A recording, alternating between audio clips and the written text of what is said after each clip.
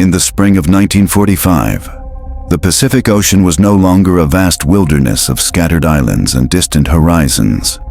It had become the graveyard of empires. For 3 years, American and Japanese forces had fought across its waters and shores, island by island, battle by battle, in one of the most brutal campaigns in history. Guadalcanal, Tarawa, Saipan, Leyte Gulf, Iwo Jima. Each name carried the weight of sacrifice, each one a step on the long road to Japan. Now that road had led to Okinawa, an island just 350 miles from the Japanese homeland. Its capture would provide the Allies with a base for the final assault on the Empire of Japan itself. Its airfields would allow bombers to strike the heart of the home islands without pause, and its harbors would give the American fleet a forward base from which to launch the greatest invasion in history. To those who planned the war, Okinawa was the key to ending it. To those who fought on its soil, it became a nightmare of fire, mud, and death. The Americans called it Operation Iceberg. It was to be the largest amphibious operation of the Pacific War, dwarfing even the bloody struggle for Iwo Jima only weeks earlier. More than 1,500 ships gathered for the assault, carrying an invasion force of 180,000 soldiers and Marines, supported by hundreds of aircraft and the might of the U.S. Pacific Fleet. Battleships, cruisers, destroyers, and aircraft carriers stretched across the horizon in an armada so vast that observers compared it to a floating city. But if the Americans came in numbers, the Japanese prepared in silence. They understood that Okinawa could not be saved, but they intended to make its defense so costly that the Allies might reconsider invading Japan itself. The island was transformed into a fortress of rock and earth. Caves were expanded into underground bunkers, ridges fortified with artillery, entire networks of tunnels dug into the hillsides. General Mitsuru Ushijima, commander of the Japanese 32nd Army, directed the defense with cold calculation. He placed his troops not on the beaches, where American firepower would obliterate them, but inland, hidden in the ridges and hills. There they would wait, ready to bleed the enemy in a war of attrition. More than 100,000 Japanese troops garrisoned Okinawa, supported by thousands of Okinawan conscripts. They were backed by a weapon unlike any seen before in war, the kamikaze. Hundreds of aircraft were prepared for suicide attacks, their pilots trained to throw themselves against American ships in waves of fire. To the Japanese high command, Okinawa was not just a battlefield. It was the stage for a final demonstration of national will, a place where sacrifice would be measured not in victories gained, but in lives lost. For the civilians of Okinawa, the island was no fortress, but a home. Farmers, fishermen, and families who had lived for centuries on the island's fields and shores now found themselves caught in the path of armies. The Japanese military conscripted many into labor or pressed them into combat, while others were warned that American troops would bring slaughter and enslavement. Fear spread through the villages, and in the months to come, civilians would pay a price as high as any soldier. To the Americans, Okinawa was the last step before victory. To the Japanese, it was the last defense before annihilation. To the people of Okinawa, it was the end of their world. As March turned to April, the fleets assembled, the soldiers drilled, and the island prepared for the storm. The world was moving toward its final convulsion in the Pacific. The war that had begun with the flames of Pearl Harbor was now closing with the fire of Okinawa.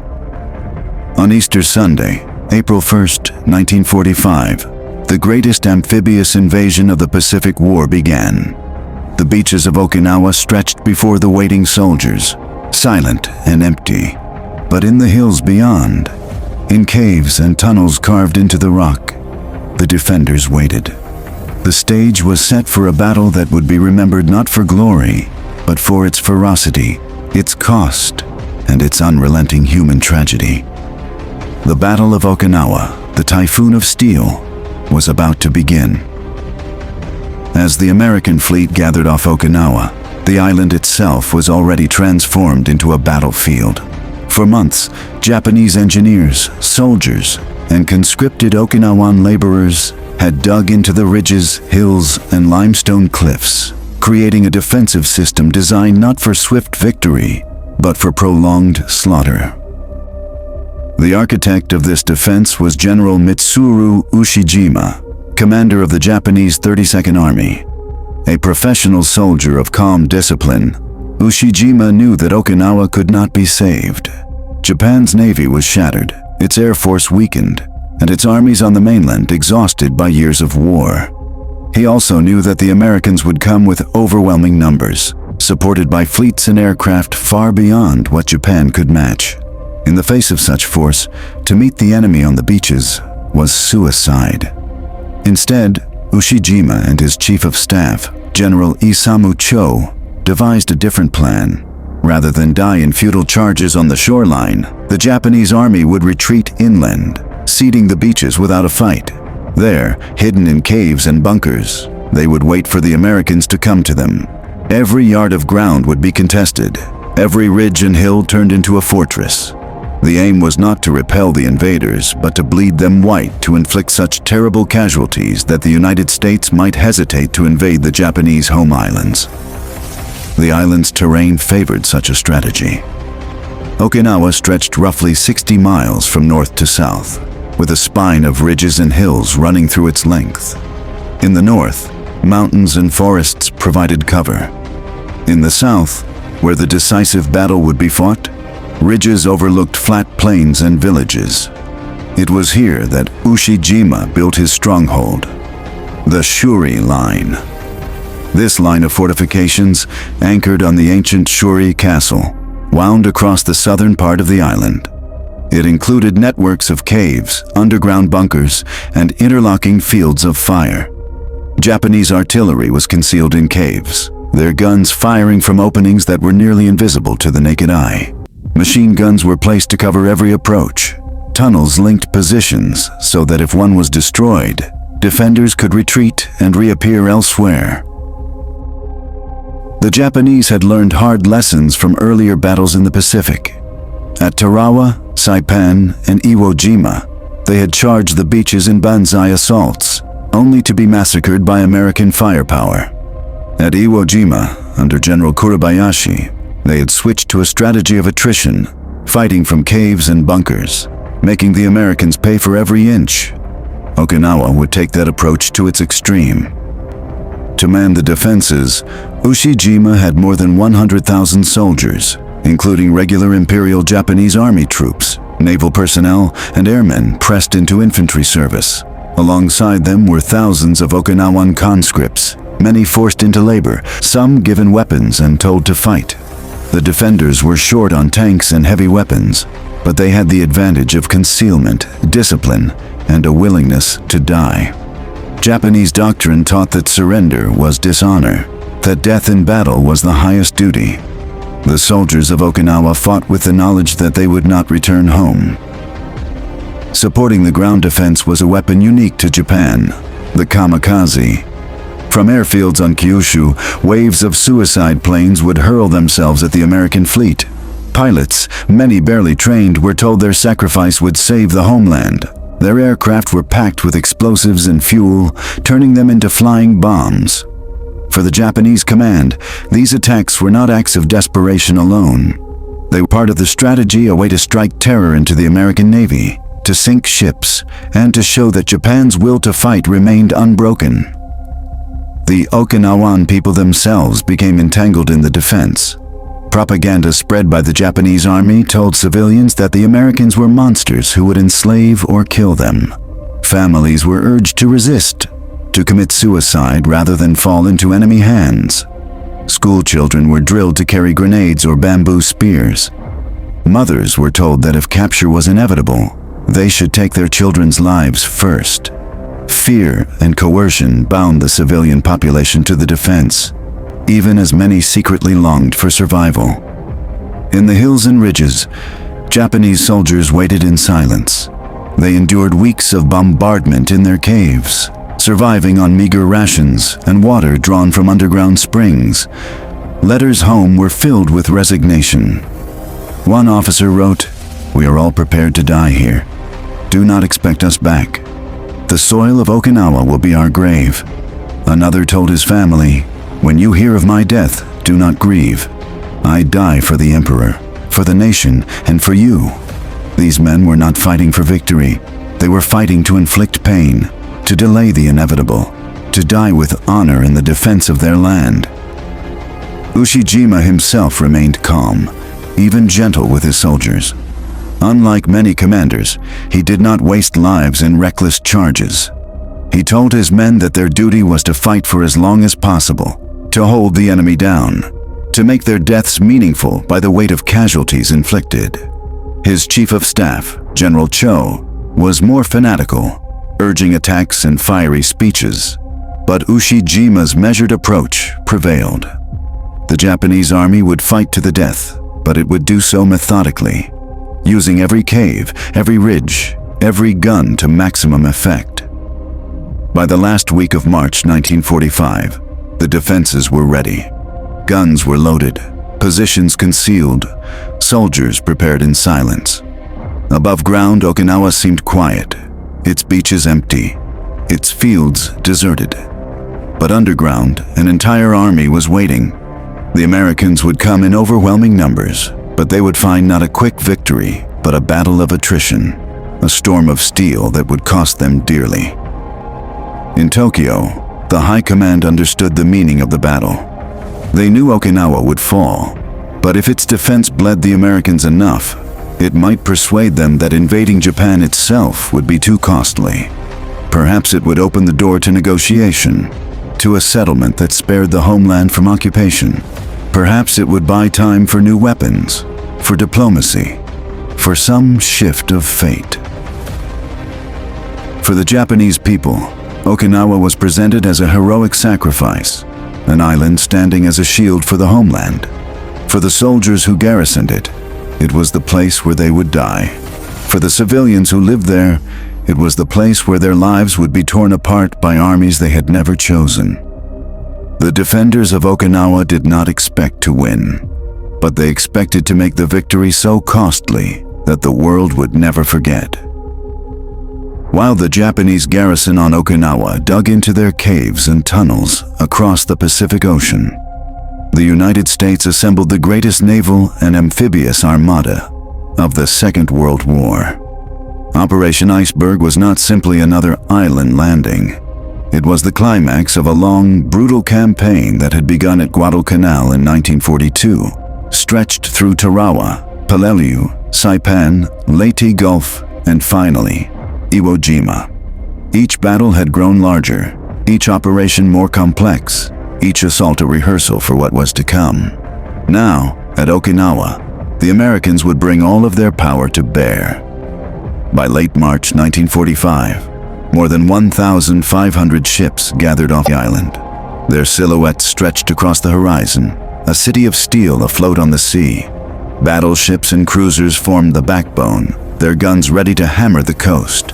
Aircraft carriers, both fleet and escort, launched thousands of planes that circled constantly overhead. Destroyers patrolled the perimeter, their radar antennas sweeping the skies for incoming threats. Amphibious transports, landing ships, and supply vessels filled the waters in a vast, organized swarm. It was the largest invasion force ever assembled in the Pacific. The ground troops who would storm the beaches numbered over 180,000 Marines and soldiers. The U.S. 10th Army, commanded by Lieutenant General Simon Bolivar Buckner Jr., carried the responsibility of the assault. Buckner was a seasoned officer, calm under pressure, methodical in planning, yet fully aware of the cost that awaited his men. His command was unique, for it included both the U.S. Army and the U.S. Marine Corps under a single unified banner. On his left, the Marines of the WWII Amphibious Corps, veterans of countless island assaults, prepared to land. On his right, the 4-4 Army Corps, hardened in battles across the Pacific, stood ready. Together, they would carry the weight of the assault on Okinawa's shores. Above them, control of the seas and skies rested with Admiral Raymond Spruance, commander of the U.S. Fifth Fleet.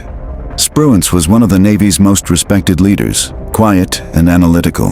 known for his steady hand at the Battle of Midway.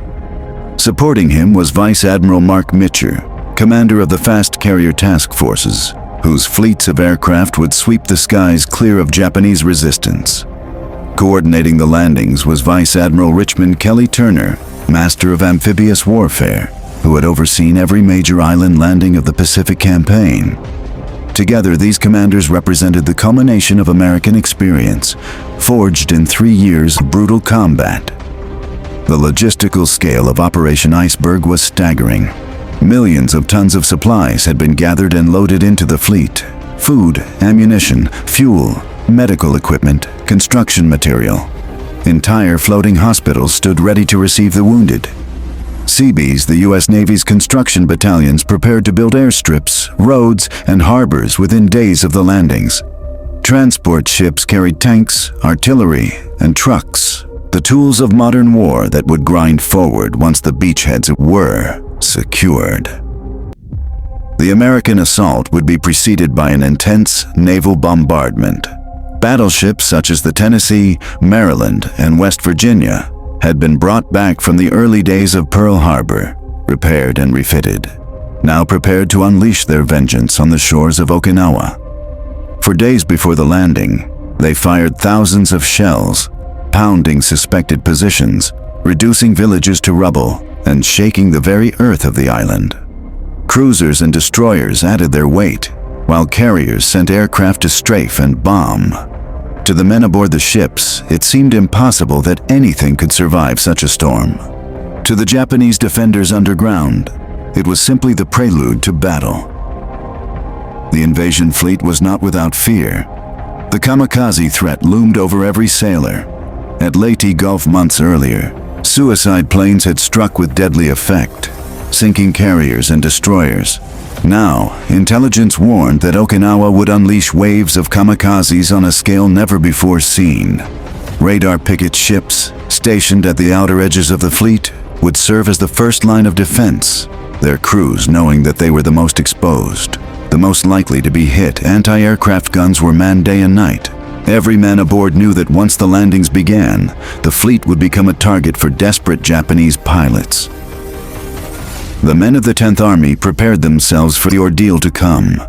In the cramped holds of transports, Marines and soldiers checked their rifles, cleaned their bayonets, and studied maps of the island. Letters were written, prayers whispered, photographs of wives and children tucked into helmets. Many had fought on earlier islands, and they knew what awaited them. Others were new to combat, still holding on to the belief that somehow they might survive. A Marine corporal remembered later, "We had been through hell already, but Okinawa was different. We knew it was the last step before Japan itself. That made it heavier, like the whole war was pressing down on us." For the Okinawans, watching from their villages, the sight of the armada on the horizon was overwhelming. Fishermen and farmers, accustomed to quiet seas, now saw the waters filled with steel as far as the eye could see. The bombardment that followed destroyed entire communities, scattering families into caves and shelters. To many civilians, the Americans were still unknown. Japanese propaganda had told them to expect slaughter and enslavement, yet the scale of the fleet was enough to terrify even the most skeptical. The island's people braced themselves for catastrophe. On March 26th, American forces began preliminary landings on the Kurama Islands, just west of Okinawa. These smaller islands were seized to provide anchorages for the fleet and bases for patrol boats. The landings were contested, but the defenders were quickly overwhelmed. From these positions, American forces would launch the full assault on Okinawa itself. As Easter Sunday approached, the final preparations were made. In the darkness before dawn on April 1st, soldiers and Marines climbed down cargo nets into landing craft that bobbed in the surf. Engines roared as waves of landing craft formed into lines. Naval guns thundered overhead, blasting the coast in an unrelenting barrage. Planes swept in low, dropping bombs and rockets on the beaches. From the sea, the invasion looked like an unstoppable machine, a wall of fire and steel advancing toward the shore. And yet, when the landing craft touched the beaches of Okinawa, there was silence. No storm of fire greeted them, no hail of bullets, no desperate defenders charging into the surf. The sand was empty, the ridges beyond quiet. Soldiers and Marines stepped ashore, dug in, and looked around in confusion. Some wondered if the Japanese had been broken by the bombardment. Others feared a trap. They were right to fear. For in the ridges inland, in the caves and tunnels of the Shuri line, the Japanese army was waiting.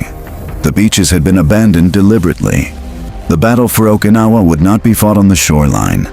It would be fought in the hills, in the villages, and in the blood-soaked mud of the interior. The American Armada had brought overwhelming force, but what awaited them was a defense designed to consume it. The landings on April 1st were only the beginning. The real battle lay ahead, hidden in the silence of the ridges. On Easter Sunday, April 1st, 1945, the greatest amphibious assault of the Pacific War began. Before dawn, the horizon off Okinawa flickered with the thunder of naval guns. Battleships, cruisers, and destroyers unleashed a storm of fire upon the coast. Shells screamed overhead, exploding into the ridges and villages of the shoreline. Entire landscapes disappeared under fountains of earth and smoke. Above them, carrier planes swept in low, dropping bombs and rockets into the fields beyond the beaches. The roar was ceaseless, a wall of sound that shook the ocean itself. To the men waiting in landing craft, it seemed impossible that anything could live through such a bombardment.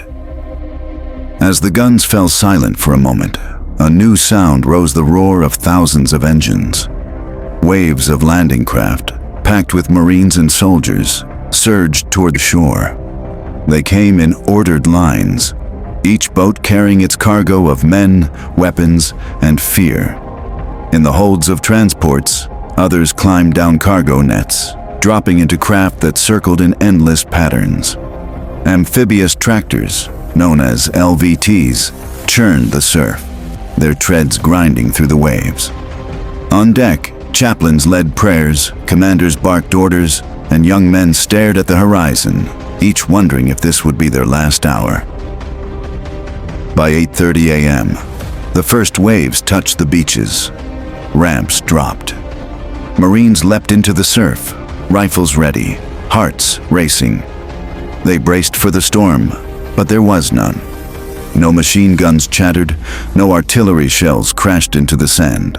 No waves of defenders charged into the water. The beaches of Okinawa were silent. The men pushed forward cautiously, scanning the ridges ahead. They had expected the kind of carnage seen at Tarawa or Paleliu, where men had been cut down by the hundreds before reaching shore. Instead, they found only sand, scattered debris, and the eerie absence of resistance. By mid-morning, entire divisions had landed without serious opposition.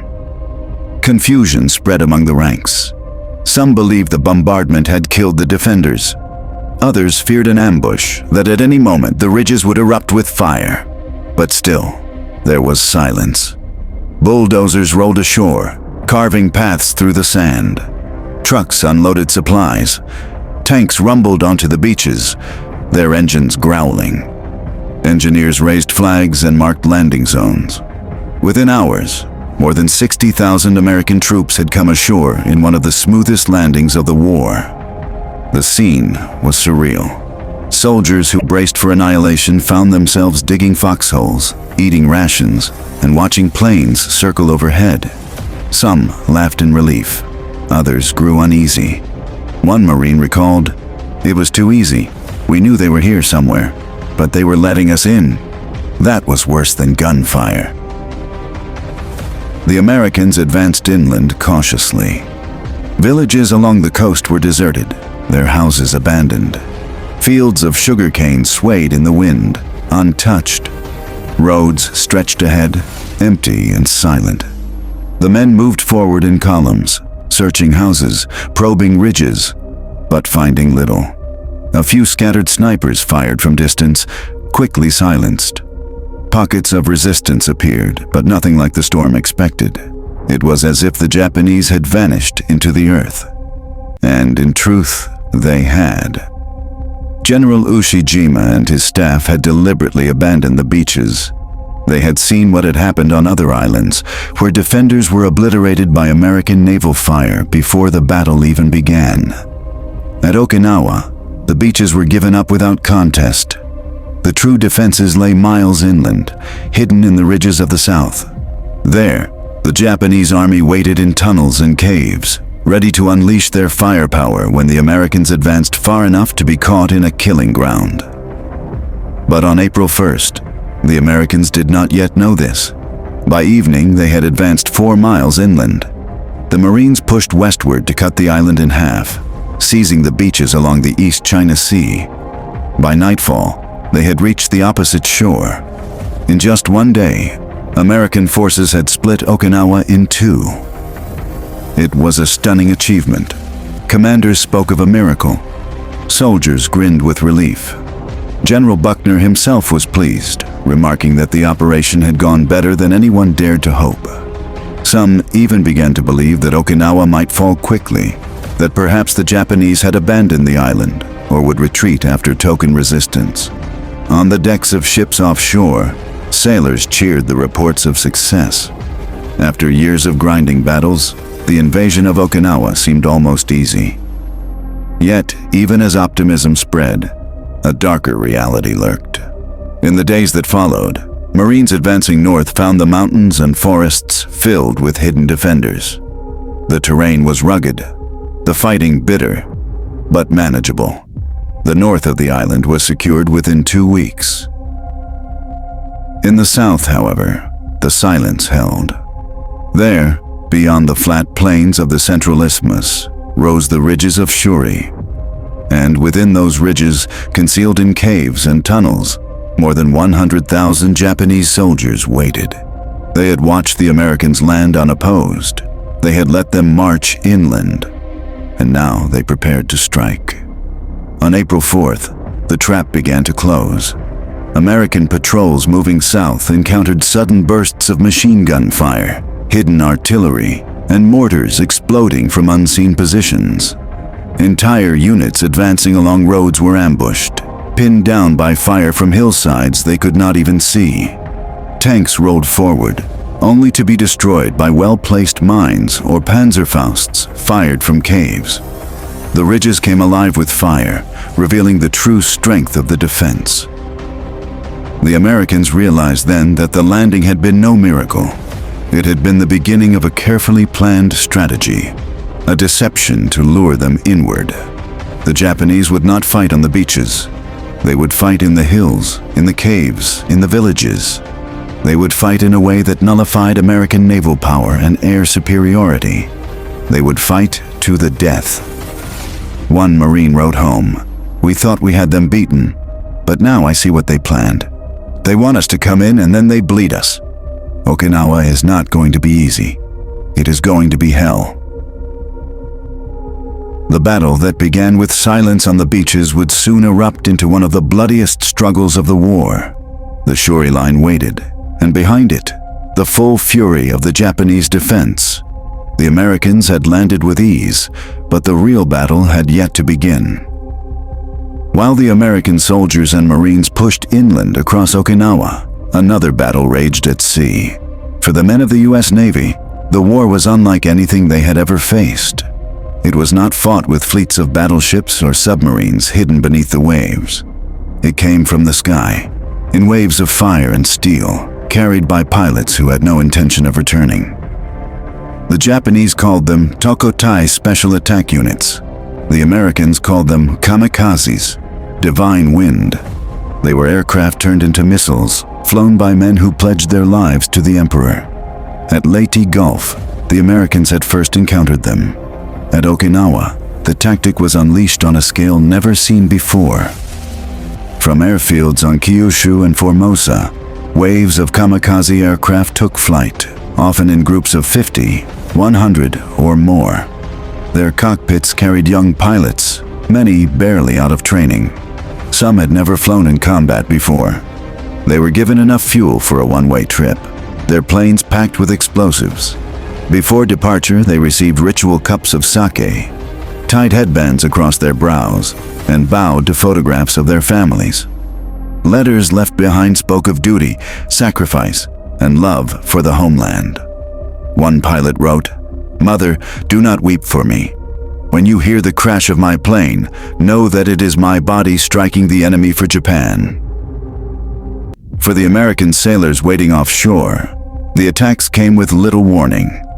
Radar picked up formations of aircraft, but the sheer number of raids overwhelmed defenses. Destroyers and picket ships stationed far out from the main fleet bore the brunt. They were the first to spot incoming planes, the first to fire, and often the first to be struck.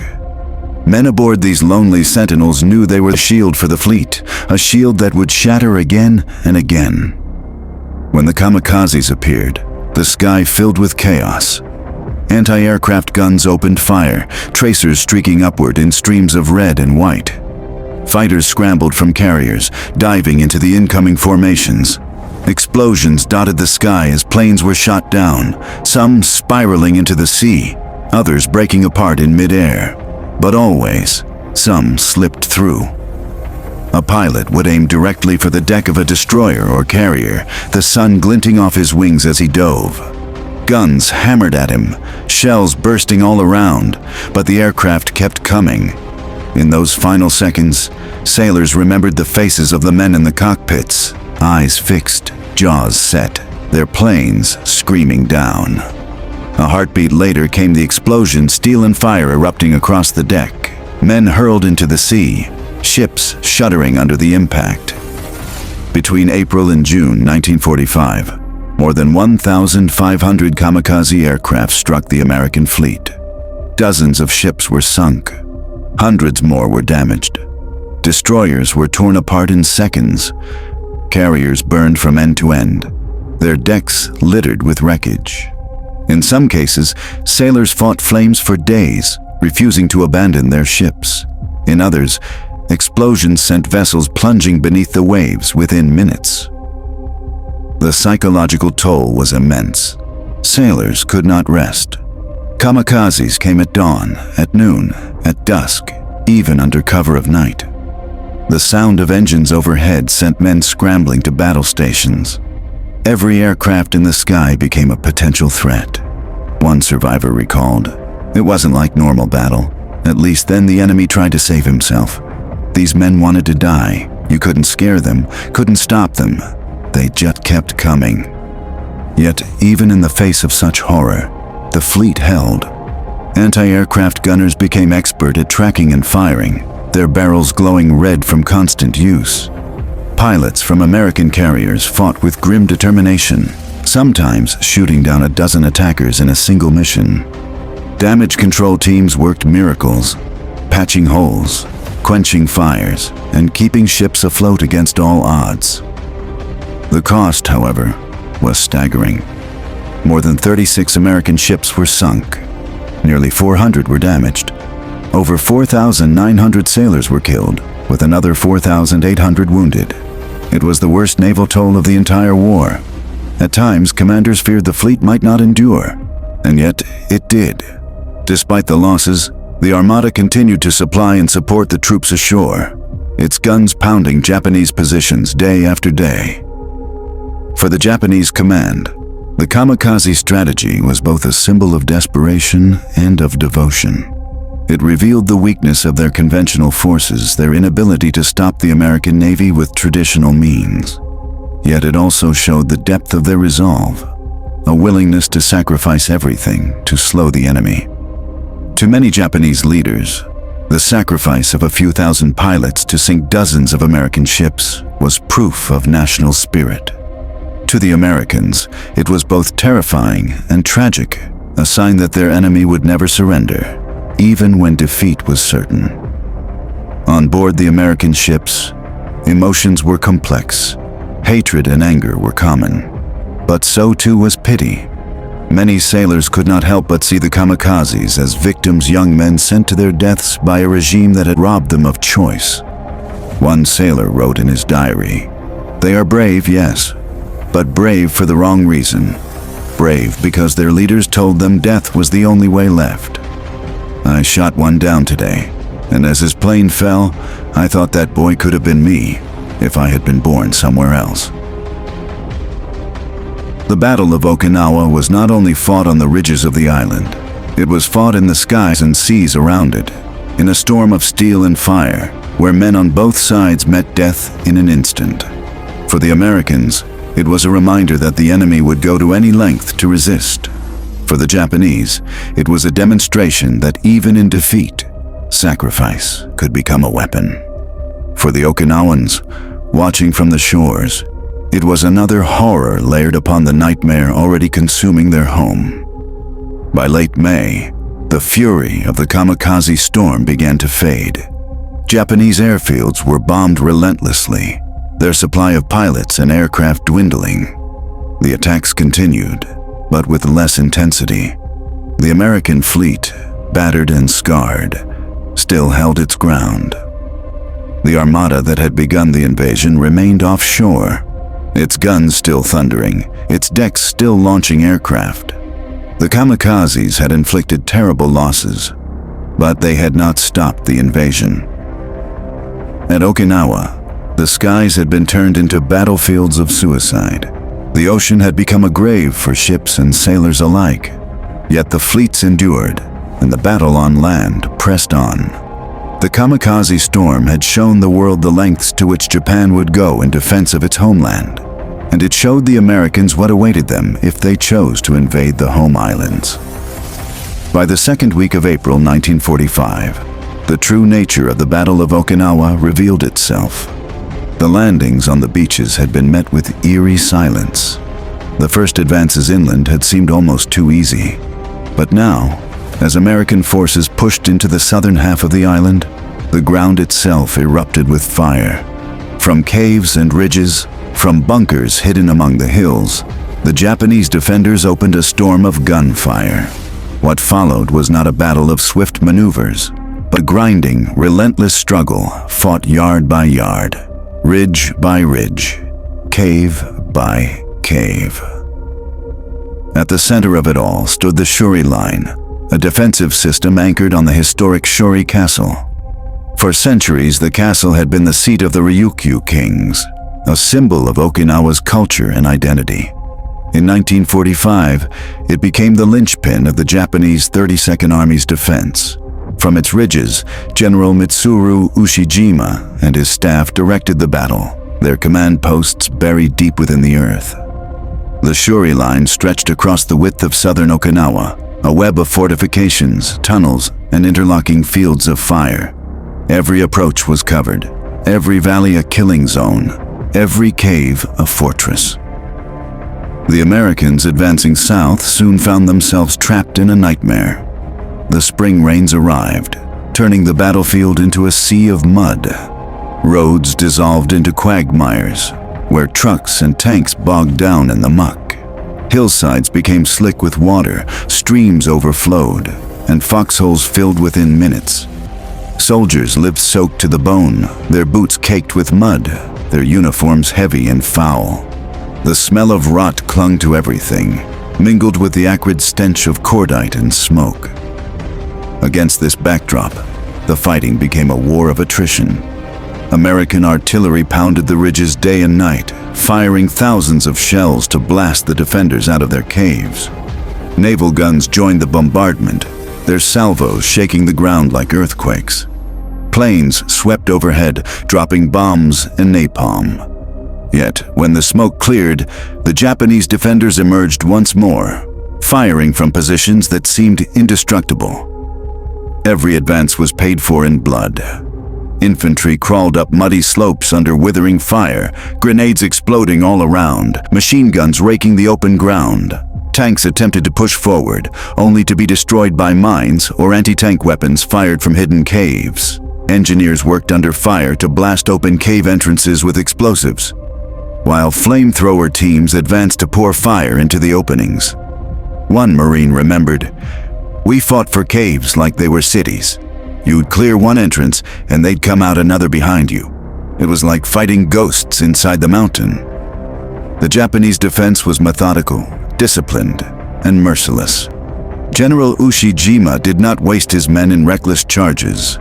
Instead, he forced the Americans to pay for every yard of ground. Thousands more perished in bombardments, crushed under collapsing houses or burned in their shelters. The soil of Okinawa became not only a battlefield, but a grave for its people. As the weeks dragged on, the toll grew heavier.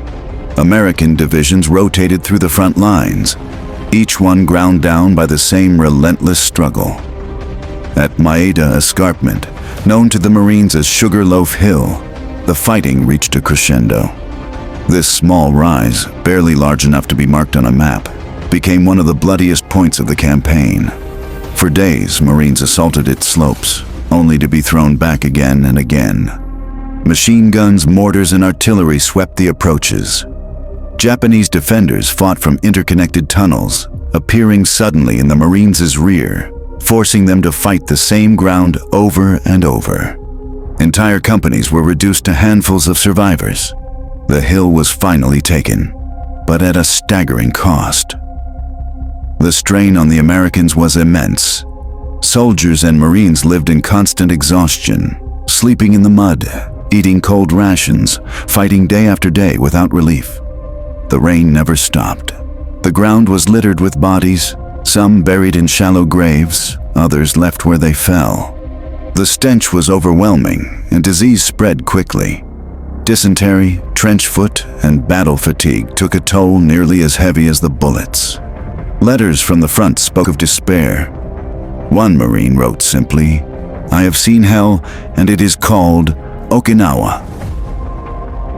For the Japanese, the battle was no less desperate. They fought without hope of victory, surviving on dwindling rations, often reduced to eating roots or scavenged food from villages.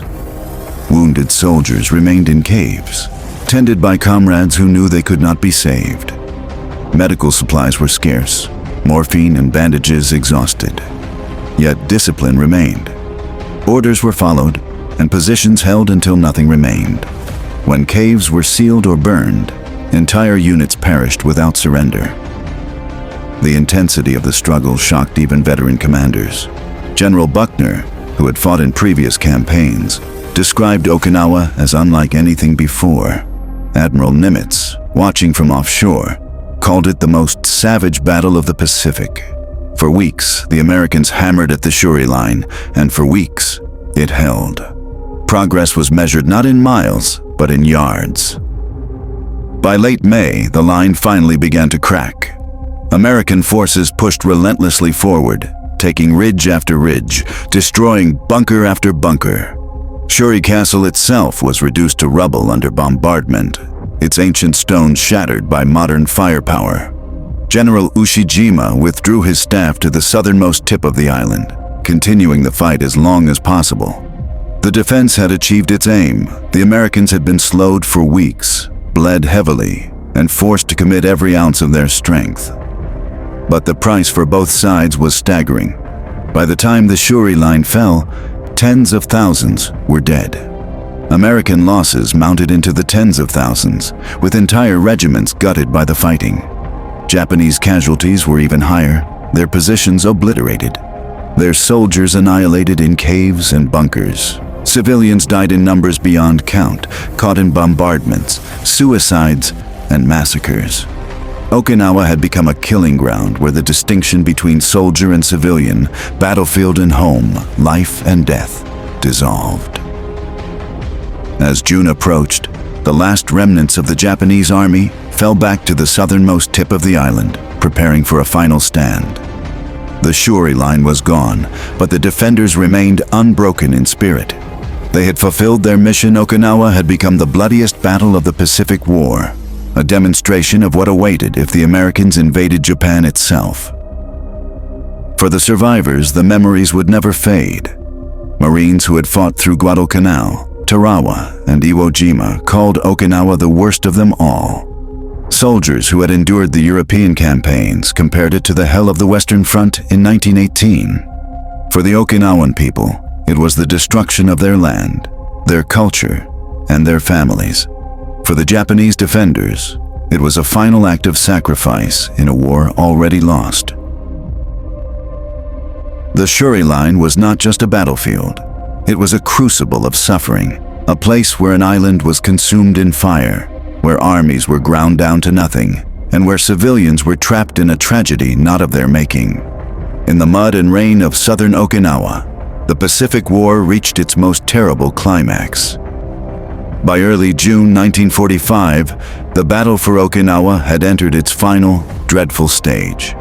The Shuri Line, the great defensive bastion of the Japanese 32nd Army, had been shattered.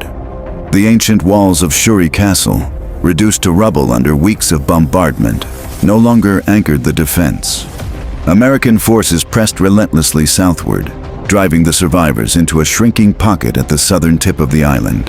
There, amid the hills and cliffs overlooking the East China Sea, the Japanese army prepared to die. The end came slowly, with unrelenting slaughter. American artillery rained shells day and night. Naval guns pounded the last positions, reducing cliffs to dust and caves to tombs. Airstrikes roared overhead, dropping bombs into ravines and villages where survivors clung to life. Every advance brought the Americans into close-quarters combat, where flamethrowers and grenades cleared bunkers and rifles fired at shadows moving in tunnels. Families leapt together from cliffs into the sea. Mothers drowned their children in wells before ending their own lives. Entire villages vanished, leaving behind only silence. For Okinawa, the battle was not only a military disaster, but a cultural and human catastrophe. Survivors remembered the horror with searing clarity. One Okinawan woman recalled hiding in a cave as bombs fell outside, clutching her children as neighbors whispered prayers. When soldiers entered the cave, demanding the men fight and the women prepare for death, panic broke out. She remembered screams, the sound of grenades, and then silence. She was one of the few who lived. Stories like hers filled the memory of the island, passed from generation to generation, shaping how Okinawa remembered not only the battle, but the war itself. For the Americans, Okinawa was both victory and warning. It gave them the airfields they sought, a base for bombing missions against Japan's home islands. From Okinawa, B-29 bombers could strike Tokyo and beyond with ease. The island also provided a staging ground for Operation Downfall, the planned invasion of Japan itself. Yet the cost of Okinawa forced a grim reckoning. If the battle for one island had consumed so many lives, what would the invasion of the mainland demand? Estimates varied, but many American planners believed it would cost hundreds of thousands of Allied lives, and perhaps millions of Japanese lives. President Harry Truman and his advisors, weighing these numbers, began to consider an alternative, the use of atomic weapons. The battle for Okinawa became not just the last battle of the Pacific War, but the bridge to Hiroshima and Nagasaki. The scale of death on the island convinced American leaders that invasion would be unbearable, and that the only way to end the war swiftly was to unleash the most terrible weapon ever created. In this way, the fields and cliffs of Okinawa shaped the fate of the world. For Japan, Okinawa was both tragedy and prophecy. It revealed the hopelessness of continued resistance, the impossibility of victory, and the terrible cost of fighting to the last man. Yet even in the aftermath, many in Tokyo clung to the illusion of fighting on, believing that one more battle might force a negotiated peace. In truth, Okinawa had shown that the price of such stubbornness would be nothing less than national ruin. The legacy of the battle endured long after the guns fell silent. For the people of Okinawa, it left scars that never healed. Villages had to be rebuilt from rubble. Families were torn apart, their names erased from the registers of the living. The land itself bore the memory. Fields still littered with bones, caves filled with the remnants of the dead. Monuments were raised to honor the fallen, but no monument could restore what was lost. The Okinawan people became the silent witnesses of a war they had not chosen, their island forever marked as the place where the Pacific War reached its most terrible crescendo. For the Americans who fought there, Okinawa was remembered with bitterness and sorrow. Veterans spoke of mud, rain, and endless death.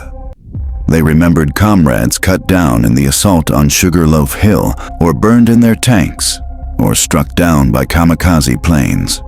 They remembered the civilians, broken and terrified, caught in the storm of battle. For many, Okinawa was the darkest chapter of their war, a place where victory felt almost indistinguishable from tragedy. For the Japanese, Okinawa became both shame and honor. Shame for the loss, the suicides, the destruction of an island once part of their empire.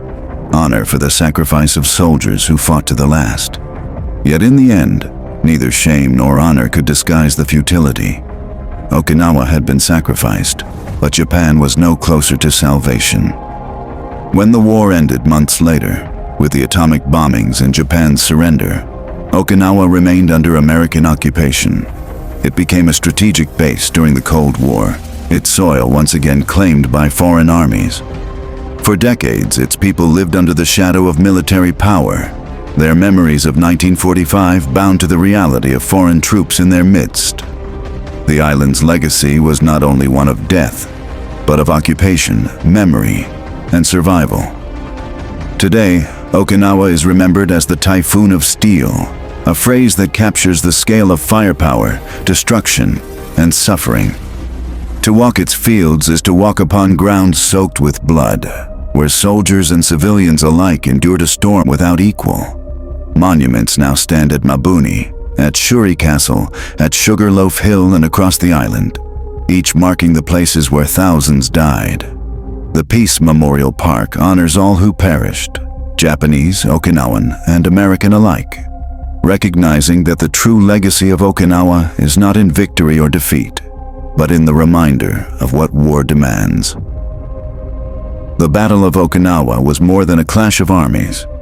It was the final convulsion of a world at war, the moment when the Pacific Campaign revealed its full cost. It ended with victory for the United States, annihilation for the Japanese garrison, and devastation for the Okinawan people.